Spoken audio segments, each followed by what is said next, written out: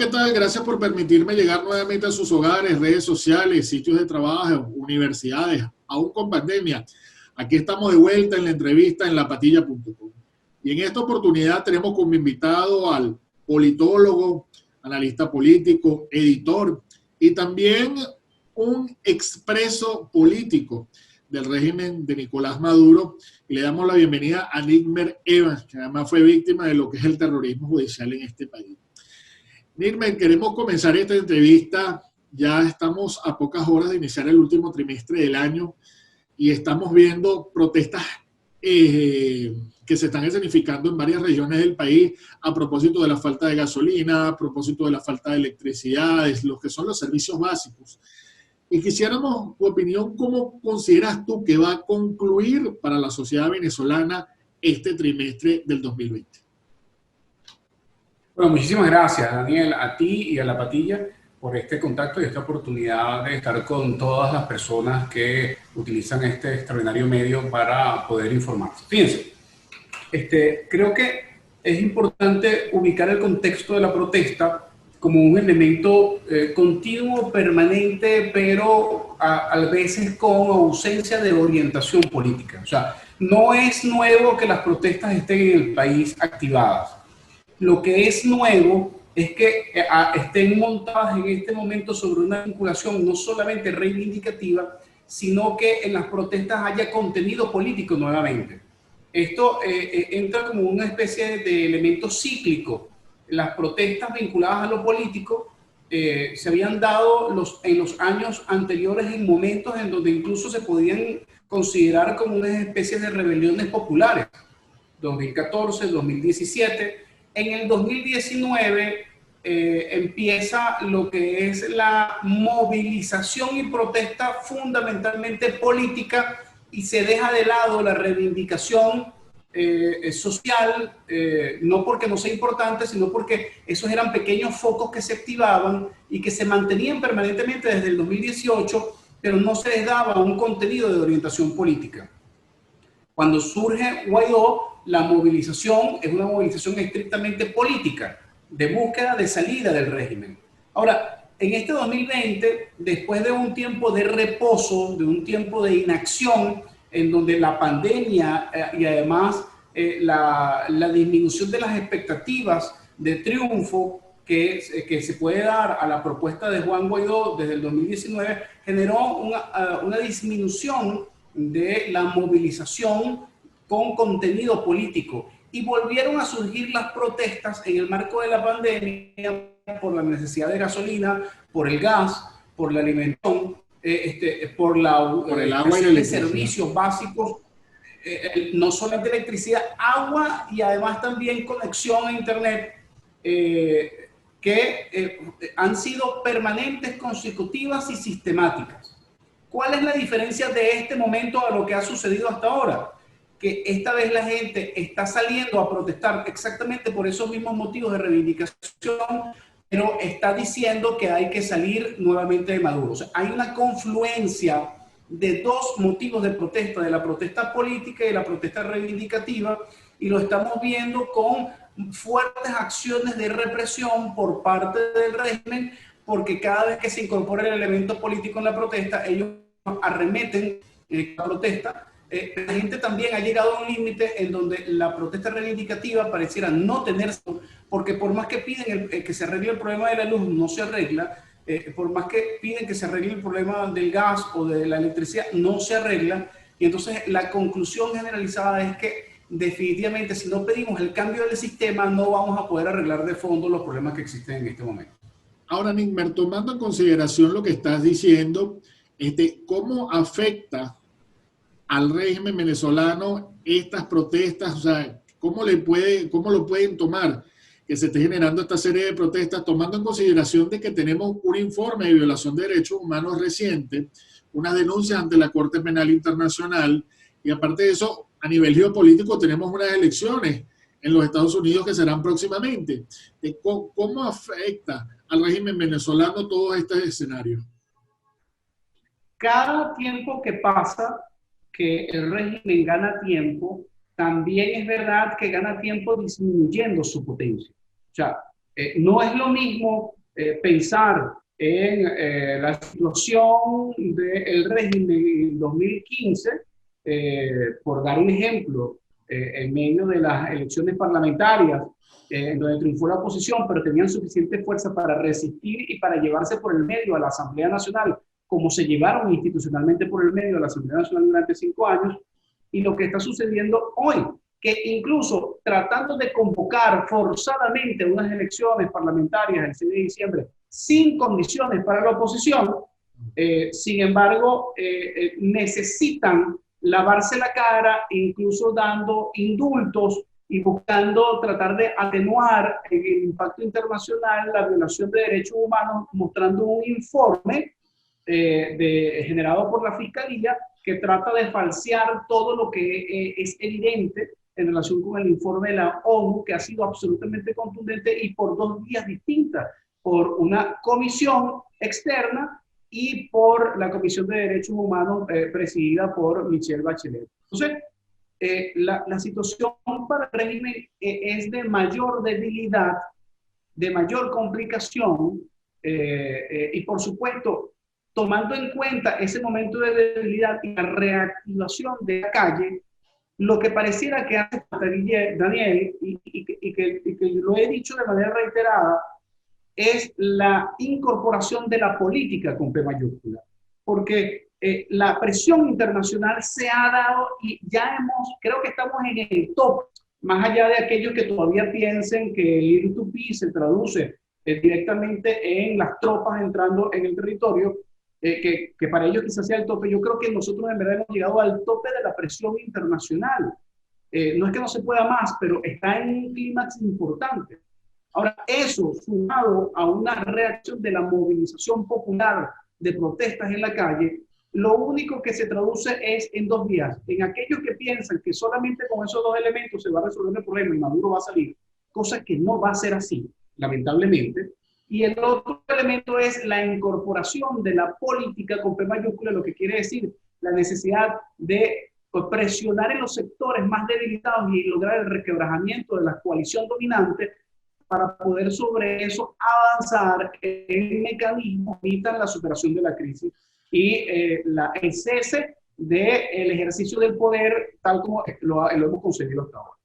Estamos en esa pregunta porque quisiera, ¿cómo se hace esa coalición? ¿Cómo se hace ese engranaje entre la ciudadanía que está protestando por la falta de servicios básicos a motu propio y cómo engranar la política a esas protestas, debido a que hay también, hubo como un vacío, hubo como un distanciamiento o una desilusión, cómo volver a armar ese contexto o ese match entre la ciudadanía y la dirigencia política?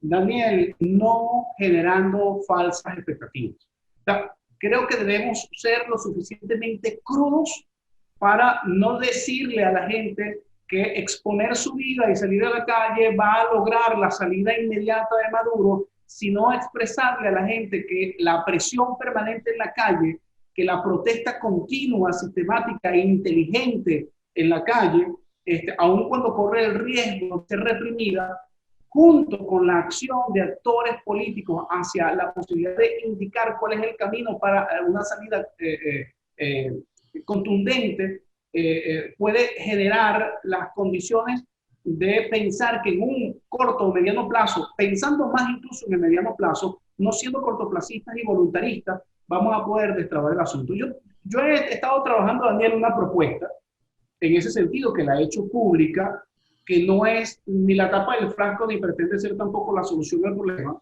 que es entender que hay sectores en este momento que tienen planteamientos para el 2020 y que bienvenido sea.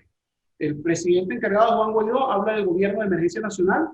Es un sistema de planteamiento de cohabitación un poco complejo que ha encontrado dificultades para poder ser operacionalizado, pero es una propuesta que tiene vigencia.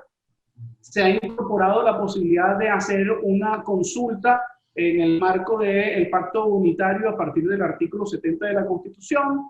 Eso no tiene poder vinculante, pero puede ser un elemento motivador y activador de cosas. Está la propuesta del sector de María Corina y de Ledesma que es la necesidad de la activación de todos los mecanismos para una intervención extranjera.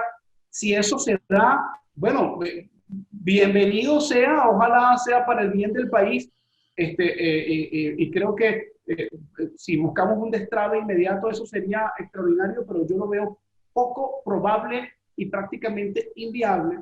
Y creo que debemos proponer ¿Pero a pasó la en gente Panamá? que el esfuerzo... ¿Cómo? ¿Pasó en Panamá? Claro, podemos tener O muchas sea, referencias internacionales en relación con la capacidad de la acción, pero en medio de una, o sea, yo no digo que la capacidad, que no se pueda dar, sino que es difícil que se dé a corto plazo en medio de una campaña electoral por la presidencia de los Estados Unidos. Creo que hay dificultades para la viabilidad a un corto plazo en relación con esto. sin Entonces, embargo, Donald Trump si dejamos de lado, necesita aprobación y necesita más puntos. Quizás puede ser una carta bajo de la manga. Yo quería preguntarte, podría ser. yo sé que de repente suena a lo mejor algo un poco muy fantasioso, un poco de, quizás de un cómics, pero yo siento la percepción de que a veces se subestima a los Estados Unidos, ¿no? Tomando en cuenta lo que pasó con Saddam Hussein, lo que pasó con Gaddafi, lo que pasó con Osama Bin Laden, lo que pasó en Panamá, y a veces nos quedamos pensando, ¿será verdad que pueda pasar algo similar en Venezuela? Porque fíjate una cosa, ya no hay los recursos que habían quizás hace 5 años o hace 3 años, ya hay, ya hay un deterioro a nivel inclusive de los propios colectivos. Los cuerpos de seguridad del Estado están padeciendo lo mismo que padece el ciudadano común y que ya se están dando cuenta que esto no nos está llevando a ningún sitio. Y por lo tanto, ¿puede haber algún resquebrajamiento también de los cuerpos de seguridad y de la Fuerza Armada Nacional en algún momento? Mira, fíjate, Daniel, yo insisto en no descartar ningún escenario y que efectivamente se pueda incrementar en medio de la campaña un interés por parte del gobierno de los Estados Unidos de tomar a Venezuela como un ejemplo o como un elemento dentro de la campaña de manera determinante, es totalmente viable. Ahora bien, la pregunta clave, Daniel, es, no quiero bajarle el optimismo a la gente.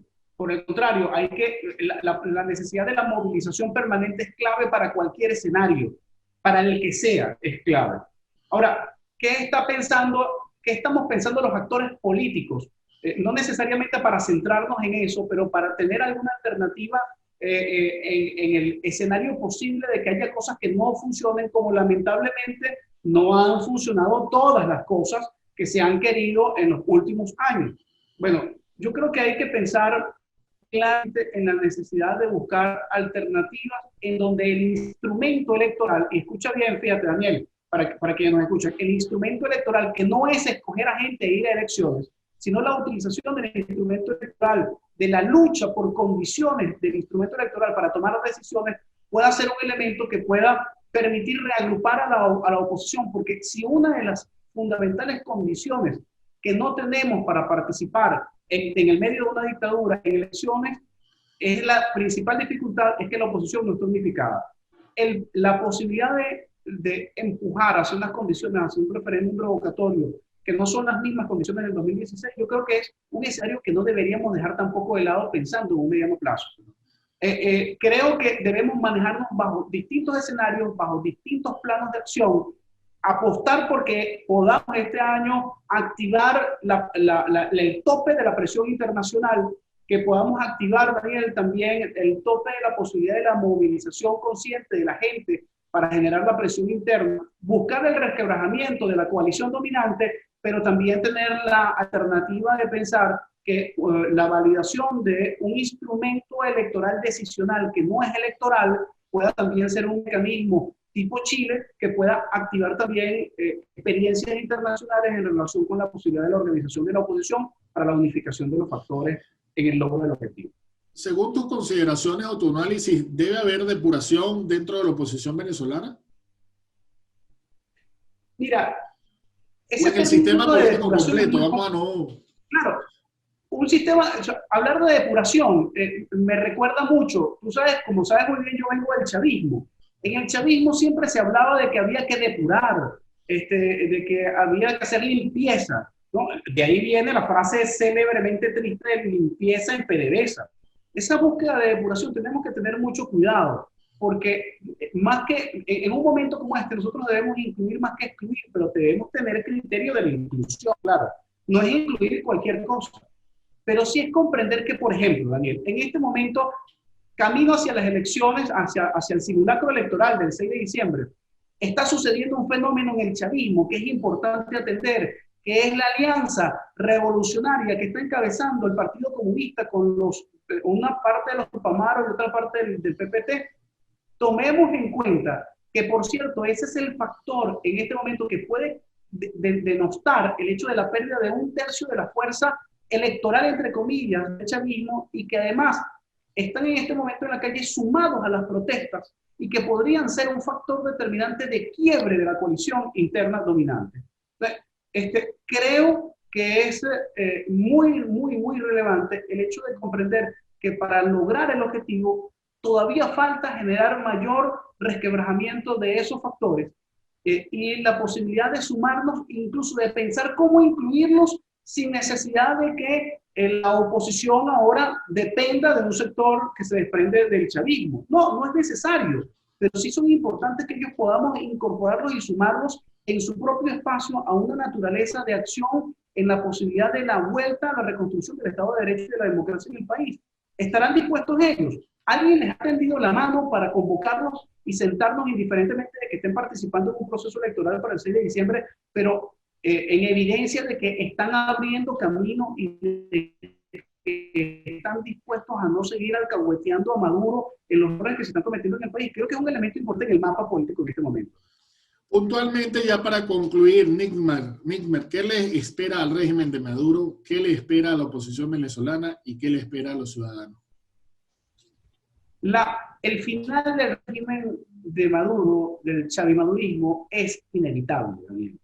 El problema fundamental en este momento para la oposición es tener las condiciones para poder consagrar la salida del régimen, de la dictadura, pero además también estar en condiciones para garantizar la gobernabilidad y la gobernanza después de la salida del régimen. El régimen es un enfermo en coma conectado con aparatos muy poderosos para mantener la apariencia de su vida, y si nosotros no sabemos operar conscientemente para poder generar la desconexión de esos aparatos, ellos pueden estar instalados en el poder como lo están durante mucho tiempo, y por ello debemos tener la certeza de poder articular tanto la movilización y la protesta, el sector de la rebelión, junto con el apoyo internacional y la capacidad de la articulación y el resquebrajamiento de la coalición dominante, en una triangulación esencial para lograr el objetivo por parte de la oposición. Y eso parte del principio del hecho de conseguir mecanismos que realmente nos unan y no que nos desunan. Y parece un lugar común, pero estoy convencido que hay mecanismos que podemos convocar para que la oposición, incluso forzadamente y tácticamente, se una en función de lograr el objetivo, más que tratar de decidir si vamos o no a elecciones o dividirnos en fragmentos y en tarjetas electorales y en protagonismos individuales que lamentablemente en este momento no contribuyen a la posibilidad del restablecimiento de la democracia. A la sociedad que nos espera, Nicmer, a los ciudadanos. ¿Cómo, Daniel? Disculpa. A los ciudadanos, ¿qué nos espera en estos últimos 3 meses del año? Importantísimo esa pregunta. Mientras esto sucede, Daniel, también debemos tomar en cuenta que nuestra población está sufriendo una crisis económica, una expropiación del salario grave y además una situación de salud terrible con la pandemia.